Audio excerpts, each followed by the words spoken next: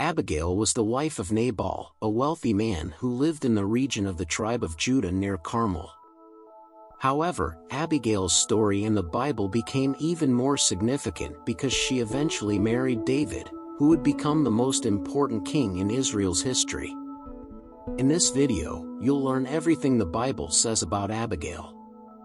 But before we dive into her story, make sure to subscribe to the channel and turn on all notifications so you'll be alerted whenever new content is posted.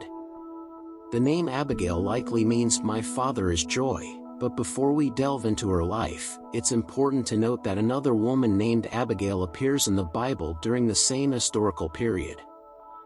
This Abigail was King David's sister and the mother of Amasa, a warrior in the Israelite army. It's essential not to confuse these two women who lived in the same era. The Bible portrays Abigail, the wife of Nabal, as a beautiful, wise, and discerning woman. In contrast, her husband Nabal was harsh, foolish, and ill-mannered. When David and his men had protected Nabal's flocks during a time of sheep shearing, a season traditionally associated with hospitality, Nabal rudely refused to provide them with food and provisions, even though this was customary. At that time, David was in exile, fleeing from King Saul's wrath, so any act of kindness from Nabal would have been greatly appreciated. Sheep shearing was typically a festive occasion, so when David learned Nabal was shearing his sheep, he sent some of his men to ask for provisions. Nabal, however, responded angrily, treating David as a mere opportunist. For more details about Nabal's actions, you can watch another video dedicated solely to his story. Nabal's reckless behavior offended David, who then prepared an army of 400 men to march against Nabal, intending to exact revenge by destroying everything Nabal owned. However, Abigail, aware of her husband's foolishness, realized that Nabal's actions had insulted David and endangered their household. Acting quickly to prevent disaster, she gathered a generous offering of bread, wine, sheep, grain, raisins, and figs, and personally delivered it to David and his men. With humility and wisdom, Abigail used her words to de-escalate the situation. She reminded David of God's justice, assuring him that the wicked would eventually face judgment, and in doing so, she not only saved her household but also prevented David from committing an impulsive act of bloodshed. David recognized God's hand in sending Abigail to him. He thanked her for her wise counsel, acknowledging that she had stopped him from carrying out a wrongful act.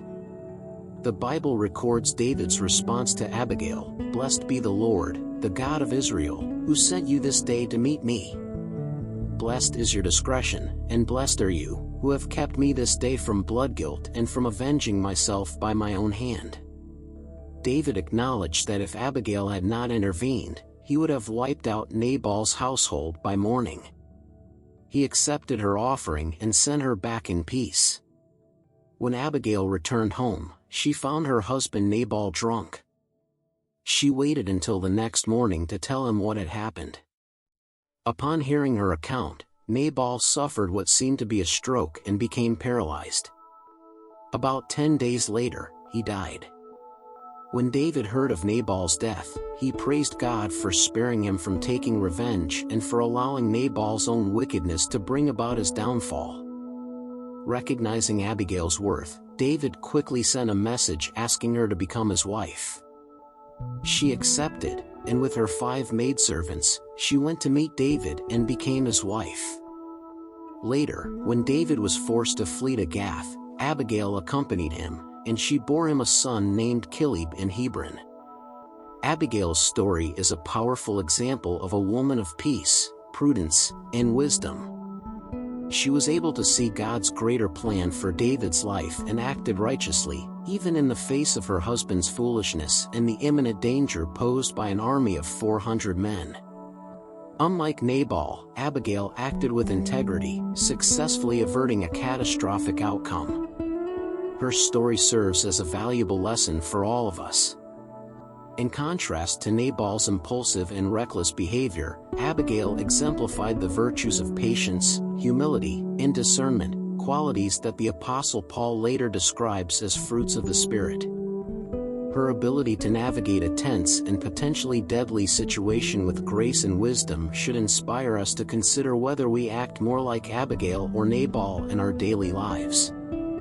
So, the question remains, do you tend to act more like Abigail, with wisdom and peace, or like Nabal, with stubbornness and folly?